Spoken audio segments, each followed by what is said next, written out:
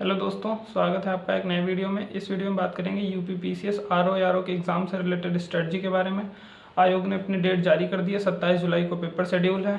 तो काफ़ी दिनों के बाद एक बार पेपर 11 फरवरी को हुआ था, कैंसिल हो गया, दोबारा पेपर की डेट आ गई है। लेकिन इस बार पेपर अच्छे से हमें लग रहा हो जाएगा। तो अभी 4 महीने हैं, काफ़ी टाइम भी है।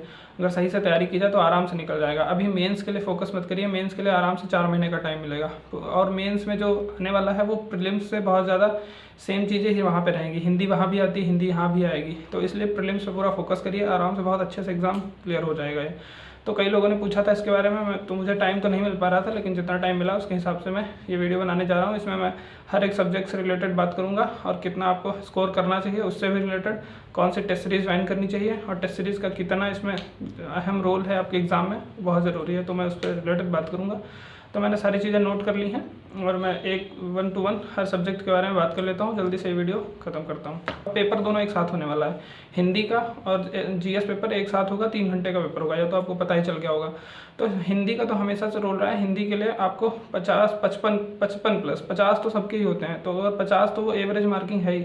जो 55 प्लस कर ले जा रहा है उसका रोल बहुत ज़्यादा हो जाता है। हिंदी का मतलब बहुत ज़्यादा रोल है आरओ के जो प्रीलिम्स एग्ज़ाम होने वाला है। तो उसमें आपको 55 प्लस आरओ तो फिक्स ही करना चाहिए। और ओवरऑल की बात करें तो 130 प्लस नंबर आपके होने चाहिए मेरे हिसाब से। जहाँ टेस्ट सीरीज़ दे रहा हूँ तो इस गोल को आप पाने के लिए, मतलब कि जो भी टेस्ट सीरीज़ हैं आप इतना डिसाइड कर लीजिए 135 या 130 प्लस तो जाएँ ही जाएँ। उससे ज़्यादा कर लेना तो बहुत बेहतर है। नहीं कर पा रहे तो मतलब हर टेस्ट दीजिए, इंप्रूव करिए उसमें। आपको देखिए अपने आप कहाँ कौन से सेक्शन में गलती हो रही है।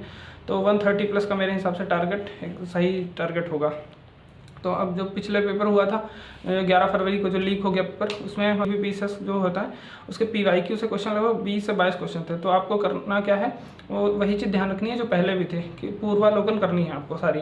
जो पहले भी की होंगी आपने, अभी भी उनको रिवाइज करनी है, क्योंकि पूर्वालोकन में पीवाईक्यूज़ दिया हुआ है। तो पीवाईक्यू से क्वेश्चन डायरेक्ट भले ना आए, लेकिन क्वेश्चन पिछली बार तो आए हुए हैं। जो आरओ का क्वेश्चन, आरओ के पेपर की बात कर रहा हूँ, आते ही हैं। तो आपको पूर्वालोकन तो नहीं छोड़नी है मेरे हिसाब से, पूर्वालोकन आपको करनी है। पूर्वालोकन सारी पढ़नी चाहिए। पीसीएस के पीवाईक्यूज़ में होते हैं, पीसीएस के आरओ के एग्जाम ज़्यादा नहीं हुए हैं, लेकिन यूपीपीसीएस के हर बार के जो क्वेश्चन आते हैं उसमें वो सारे रहते हैं, और भी अदर के एग्जाम भी रहते हैं। तो उन पीवाईक्यू को आप अच्छे से करिए। सारी पूर्वालोकन अभी काफ़ी टाइम है, 4 महीने बहुत अच्छा टाइम है। 4 महीने में आराम से निकाल सकते हैं। पिछली बार अब वही लोग पेपर देंगे जिन्होंने 11 फरवरी को दिया था, जो लोगों ने फॉर्म भरा था। तो फिर पहले भी आपने तैयारी करी ही हुई है, तो अच्छे से रिवाइज करना है। तो आप सारी पूर्वालोकन पहले सबसे कर लीजिए। यूपी स्पेशल की खास भूमिका है। यूपी स्पेशल की जो लीक वाला पेपर अभी जो 11 फरवरी वाला जो लीक हो गया पेपर, कैंसिल हो गया, 9 क्वेश्चन थे यूपी स्पेशल के, और 2021 वाले में भी 13 क्वेश्चन थे। तो यूपी स्पेशल की अच्छी खासी भूमिका रहने वाली। तो यूपी स्पेशल भी आप करिए। उसके लिए मैं आपको बता दूं कि किससे, मतलब मुझसे पूछना चाहें। वैसे तो आपने सोर्स डिसाइड किया होगा, पिछली बार पेपर दिया था तो उसमें भी आपका सोर्स कुछ ना कुछ रहा होगा। लेकिन मेरे हिसाब से घटना चक्र या परीक्षावाणी, इनमें से कोई एक बुक, दोनों नहीं। या तो आप घटना चक्र यूज़ करिए या तो परीक्षावाणी, केवल एक बुक करिए, उसमें से आपका यूपी स्पेशल वाला पार्ट हो जाएगा। उसके बाद करते हैं क्वेश्चन एक जनसंख्या और नगरीकरण से इन्फैक्ट वाले क्वेश्चन है। जनसंख्या से तो क्वेश्चन आता ही आता है, और नगरीकरण अर्बनाइजेशन से। तो उसके लगभग जो पेपर लीक हो गया उसमें भी 3-4 क्वेश्चन उससे रिलेटेड थे, और जो 2021 में हुआ था उसमें 6 क्वेश्चन थे। तो आप इस पार्ट को भी करके जाइएगा। तो अब इस बार मतलब कि जो ये पेपर होने वाला है, इसमें आप जो कुछ मैं बता रहा हूँ वो कुछ पार्ट हैं, उनको फोकस कर लीजिएगा। लास्ट टाइम या पहले उनका नोट्स बना लीजिए, पढ़ लीजिए, तो ज़्यादा बेनिफिशियल रहेगा। अब करंट की बात करते हैं। सबसे ज़्यादा तो भ्रम करंट से रिलेटेड ही रहता है कि करंट के लिए आप कुछ मत करिए। सबसे बढ़िया क्रॉनिकल की एक मैगजीन आती है, पतली सी आती है, 25 रुपये की मिलती है मार्केट में। हर महीने आप क्रॉनिकल वाली वो पतली मैगजीन उठाइए और पढ़िए। हर महीने वो करते जाइए। पीछे की भी कर लीजिए। आपका अगर जुलाई में है तो मान के चलिए दिसंबर से भी कर लेंगे, 6 महीने से भी, तब भी सफिशिएंट है। ज़्यादा ना जनवरी या दिसंबर से, 2024 के दिसंबर से, जनवरी 2025 से जुलाई तक के मतलब जून तक का वो क्रॉनिकल कर लीजिए, वो बेस्ट है। बाकी एग्जाम में आपको पता है आई दृष्टि आती है, उसका कोई भी अल्टरनेटिव बना ही नहीं है। तो आई दृष्टि तो आपको पढ़नी है, वो ईयरली हो जाएगी कंपाइलेशन, वो पढ़ लेंगे। बाकी करंट के लिए और एकदम मत भागिए। अगर होना होगा उतने में हो जाएगा सबका, नहीं होगा फिर आप कितना भी करंट क्या कोई वो है नहीं, 50 मैगजीन रिलीज़ होती है महीने में। तो आप मेरे हिसाब से क्रॉनिकल सबसे बेस्ट है। उसके अलावा आई दृष्टि जो आएगी ईयरली वाली, वो कर सकते हैं। उसके बाद हिंदी में आप, मैंने बताया 55 प्लस क्वेश्चन आपको करके ही आने हैं। 58 हो जाए, 59 हो जाए, 60 हो जाए, बहुत अच्छी बात है। होते हैं लोगों के सही 60 क्वेश्चन भी होते हैं, लेकिन 55 प्लस का टारगेट रखना मेरे हिसाब से बहुत अच्छी बात है। उसके लिए क्या कर सकते हैं, हिंदी के लिए डिकोड एग्ज़ाम की बुक आती है, वो पिछली बार भी बहुत अच्छी रही थी, उससे क्वेश्चन फंस जाते हैं। तो डिकोड एग्ज़ाम की जो डिकोड करके यूट्यूब चैनल भी है, उनकी बुक आती है, आप लोग जानते ही होंगे। तो वो किताब कर सकते हैं, या तो घटना चक्र की, घटना चक्र वाली जो लॉन्च की थी उन्होंने, वो भी पढ़ सकते हैं आप। और अगर इन सभी जैसे कि आपकी तैयारी आपको और अच्छे लेवल पे यानी 55 क्वेश्चन आ ही जा रहे हैं, तो कोई स्टैंडर्ड बुक उठा लीजिए। आप बहुत सारी जानते होंगे, तो स्टैंडर्ड बुक से करिए, उसमें कई सारे मतलब वही 6 टॉपिक जो हैं वो अच्छे से दिए हुए हैं। वरना आप डिकोड एग्ज़ाम और घटना चक्र की यूज़ कर सकते हैं। जीएस और मैथ रीजनिंग भी आते हैं, लगभग 15 क्वेश्चन आ जाते हैं मैथ रीजनिंग से।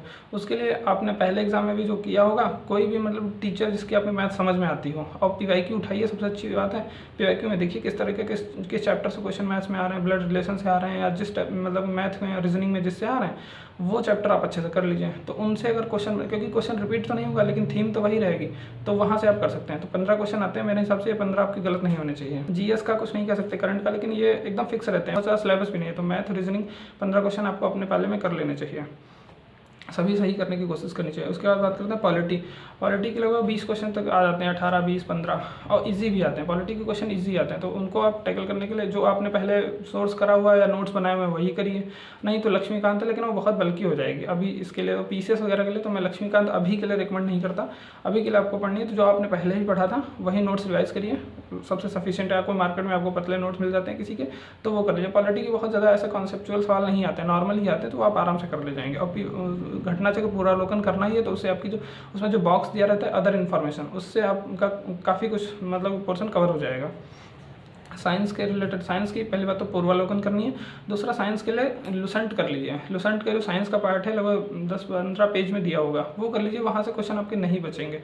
और लुसेंट से सारे क्वेश्चन साइंस के तो कवर हो जाते हैं, तो मेरे हिसाब से वो बेस्ट रहेगा। मॉडर्न हिस्ट्री के लिए आपने जो मॉडर्न हिस्ट्री के लिए मैं कोई आपको सोर्स बताने वाला नहीं हूँ, क्योंकि बहुत बल्कि सोर्स हैं सारे। आपका जो पहले का नोट्स बना हुआ है वो कर लीजिए। क्वेश्चन इससे आते हैं अच्छे खासे, 20 क्वेश्चन तो आते हैं आराम से, 18-20 क्वेश्चन आ जाते हैं, तो आपको कर लीजिए। इनमें बस ये मैं बता सकता हूँ कि पॉइंट्स पे, स्पेसिफिक पॉइंट्स पे ध्यान रखिए। उनकी स्थापना, जैसे अनुशीलन समिति हो गई, HSRA हो गया, HRA हो गया, इनकी स्थापना कब हुई, इनकी स्थापना किसने की, ऐसे क्वेश्चन बहुत ज़्यादा बन रहे हैं। तो इन चीज़ों को आप अलग से ध्यान से मतलब कर लीजिए। इनको ऐसे नोट्स भी बहुत सारे मार्केट में अवेलेबल होते हैं, अगर मुझे मिलेंगे तो मैं टेलीग्राम पे भेज दूंगा, वरना आप लोग इसका तो नोट्स अपने आप से कर लीजिए। मैं स्पेक्ट्रम वगैरह नहीं बताने वाला इतने टाइम में नहीं, और रिवाइज ज़्यादा से ज़्यादा करना है। जो भी आपने पहले नोट्स किए हों या आपके पास कोई भी पतले नोट्स हों, लेकिन इसकी भूमिका अच्छी खासी है, ये मैं आपको बता दे रहा हूँ। उसके बाद इकोनॉमिक्स के तो मैंने आपको जो नोट्स बताए थे अमित सर के, वो सफिशिएंट है किसी भी एग्जाम के लिए, मतलब यूपी बीसीएस आरओ के लिए, तो वो पढ़ लीजिए। और उसके अलावा 10-12 क्वेश्चन इसके आते हैं, करंट से स्पेसिफिक इसके ज़्यादा क्वेश्चन आते हैं।